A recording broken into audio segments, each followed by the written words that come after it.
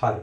මේකත් හරිම ලස්සන තියරියක්. මේක ඇත්තටම ස්ථිතික විද්‍යුත් ක්ෂේත්‍රවල පාවිච්චි වෙන එක්තරා ටෙක්නික් එකක්. ඒ කියන්නේ ගොඩාක් සංකීර්ණ ගැටලු සරල කරගන්න අලුතෙන් ලොකු සමීකරණ විසඳීමකින් තොරව එහෙම නැත්නම් අර මැතමැටිකලි තියෙන මේ කම්ප්ලෙක්සිටි එක අඩු කරගන්න පාවිච්චි කරන එක්තරා ටෙක්නික් එකක්. බලන්න අහලා තියෙන දේ මෙතන Q ආරෝපණයක් වෙනවා D දුරකින්. ඔයාගේ මෙතන තියෙනවා තව අපරිමිත ලෙස විශාල අනන්ත විශාල ලොකු තහඩුවක් දාලා මෙතන නිකන් බ්ලොක් කරලා වගේ තියෙන්නේ. ඒක භූගත කරලායි තියෙන්නේ. හරි. ඔයාගෙන් අහලා තින්නේ මෙන්න මෙතන මේක D දුරක්නේ මේ අතරමැද මෙන්න මේ වගේ ලක්ෂයක විභවයට ප්‍රකාශනයක් ලියන්න කියලා අහන්නේ.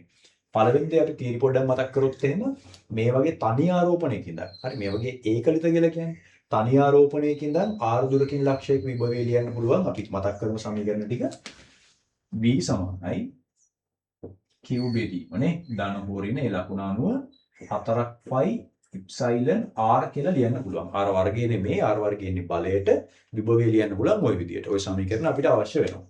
හරි. දැන් මුලින්ම අපි මේ ගාන තේරුම් ගැනීම සඳහා මේ පද්ධතිය වටේ විද්‍යුත් බල රේඛා ව්‍යාප්තිය චුට්ටක් අඳිමු. ඒතර වැඩි ටිකක් මේ පැහැදිලි. ඒතර විද්‍යුත් බල රේඛා ටික ඉන්න ඕන මේ විදිහට.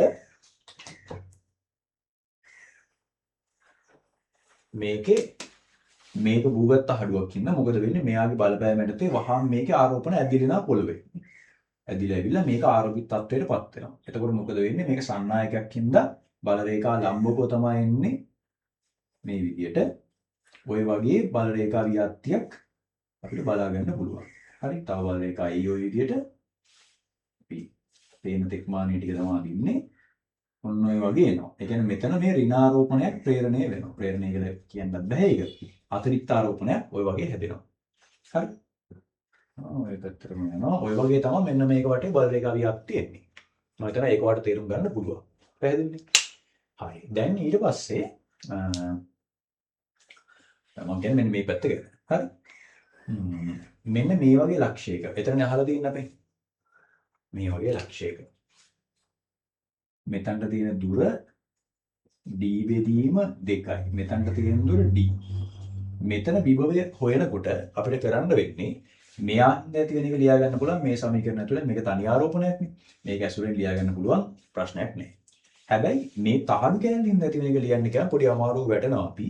මොකද ඒක තනි ආරෝපණයක් නෙමෙයි ඒක ආරෝපණ ව්‍යාප්තියක්. ලොකු ව්‍යාප්තියක් තියෙනවා දිගටම තහඩුව දිගේ.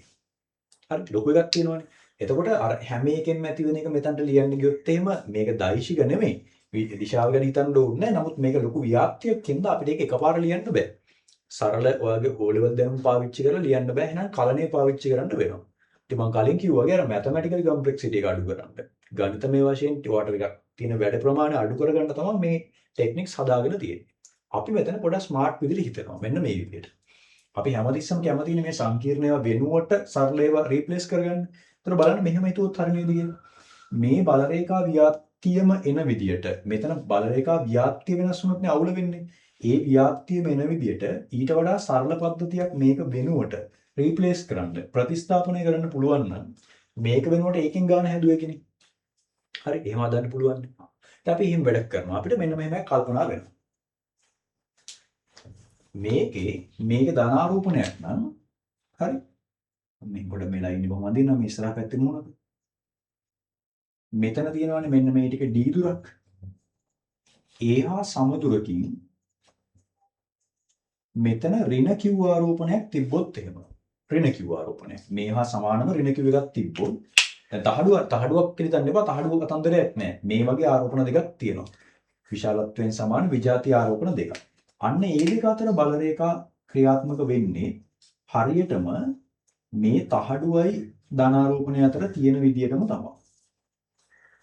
හරි මම මෙතන මේකත් පොඩ්ඩක් අයින් කරලා එතන බල රේඛාවක් දාන ඔන්න ඔය විදියට. හොඳට බලන්න ඕනේ. කිසි වෙනසක් නැහැ. ඒ දෙක හරියටම සර්වසම වෙනවා.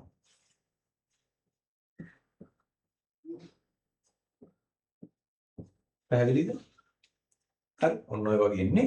බලන්න මේ තහඩුවේ මෙහා පැත්තේ මේකේ දෙකේම තියෙන දේ මෙහා පැත්ත වෙනස්. මෙතනින් බ්ලොක් වෙනවා නමුත් තහඩුවට දකුණු පැත්තෙන් තියෙන කලාපයේ බල රේඛා ව්‍යාප්තිය 100% සර්වසම වෙනවා මෙන්න මේ පල්ලෙහා අලුතෙන් ප්‍රතිස්ථාපනය කරපු එකට. හරි.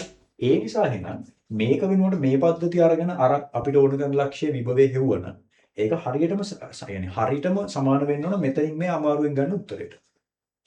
හරි ඕක තමයි ටෙක්නික් එක. මේකට අපි කියන්නේ method of image කියලා. එහෙම නැත්නම් ප්‍රතිබිම්බ ක්‍රමය කියලායි කියන්නේ. ගොඩාක් සංකීර්ණ පද්ධති සරල කරන්න මේක යම් අවස්ථාවල හැමතිස්සෙම නෙමෙයි යම් අවස්ථාවල පාවිච්චි කරන්න පුළුවන්. හරි. සහ මේක මැතමැටිකලි අපිට අර අමාරුවෙන් හදලා පෙන්වන්න පුළුවන් මේ උත්තරෙමයි එන්නේ කියලා. දැන් මේ ප්‍රතිබිම්බ කියලා කියන්නේ හේතුව මම හිතන්නේ ඔයාලට පැහැදිලි. මේ තහඩුවේ අර ඉදිරි මුහුණත නිකන් දර්පණයක් වගේ ක්‍රියා කරොත් මේ හා සමදුරකින් මේකේ ප්‍රතිබිම්බය දෙන්නේ. ප්‍රතිබිම්බය කියන්නේ අර ඒකෙම අනිත් පැත්ත ඍණ කිව් එක. එන විදියට ආරෝපණයක් එහෙම එකක් නැහැ. අපි එහෙම කියනවා කියලා හිතා ගන්න. තියෙනවා යයි හිතුවොත් එහෙම අන්න ඒක සහ මේක අතර ඇති වෙන බල රේඛා ව්‍යාප්තිය 100%ක් සමාන වෙනවා මේකට දකුණු පැත්තේ. ඒකත් හරි වැදගත්. මේ වම් පැත්තට අදාළ වෙන්නේ නැහැ මේක. මේ පැත්තට තමයි අදාළ වෙන්නේ. ඇති වෙන ක්ෂේත්‍රයට සහ සියලු ප්‍රතිඵල වලට. එහෙනම් අපි මෙතනින් පස්සේ මේකෙන් තමයි ගාන හදන්නේ. අපේ ලක්ෂ්‍යය තියෙන්නේ මෙන්න මේ වගේ තැනක. අපි ඒකල දාගමු. මේ දුර d බෙදීම 2යි. මේ දුරත් d බෙදීම 2යි. තවදාන විභවයේ ලියද්දී අපි කරන්නේ එක් එක් විභවයන් වල බීජයික් කියලා ලබා ගන්න එක. මෙයා හින්දා තියෙන ඉස්සලා ලියාගමු. අපේ ටාගට් එක VA හොයන එක. අපිට එන්නේ q බෙදීම 4යි phi epsilon d බෙදීම 2. හරි. ධනාරෝපණ නිසා ඇති වෙච්ච එක. අනික එක්කෙනා හින්දා q බෙදීම මෙයා හින්දා 4යි phi epsilon මෙතන ඉඳන් මෙතනට තියෙනවා එකකුයි භාගයකුයි නේ. එකමාරයිනේ. ඒ කියන්නේ 3 බෙදීම 2යි d. හරි නේද? මේක d තියෙනවා මෙතන භාගයක් තියෙනවා. එහෙනම් ඔක තමයි උත්තරේ එන්න ඕනේ. අපි චුට්ටක් සරල කරලා ගමු.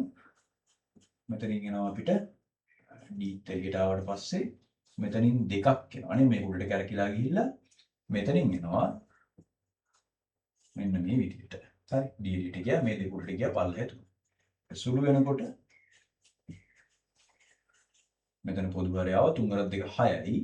6 රින 2 යට 3යි. මෙතනින් 4ක් එනවා. ඒ 4 මේකට කපලා යනවා. ඒ නිසා විභවය එන්නේ ධන විභවයක් විදියට q බෙදීම 3යි phi epsilon d.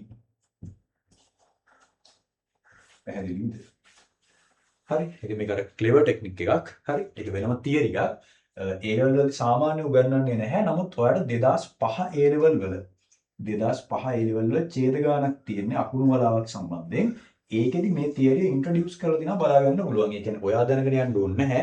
ඡේදය ඇතුලේ මේකේ භාවිතයක් දීලා තියෙනවා. ඒකට තවත් මේ ගැන වැඩි විස්තර දැනගන්න ඕන නම් මේ ගානත් ඔම්ම හදලා බලන්න. 2005 A level විද්‍යුත් ක්ෂේත්‍ර ගැටලුව ඒකෙත් මේක භාවිතා කරලා තියෙනවා. සහ බොහෝ අවස්ථාවල මේක පාවිච්චි කරනවා විවිධ ඇප්ලිකේෂන් සඳහා. මේ තියෙන්නේ ඒ වගේ තවත් අවස්ථාවක්.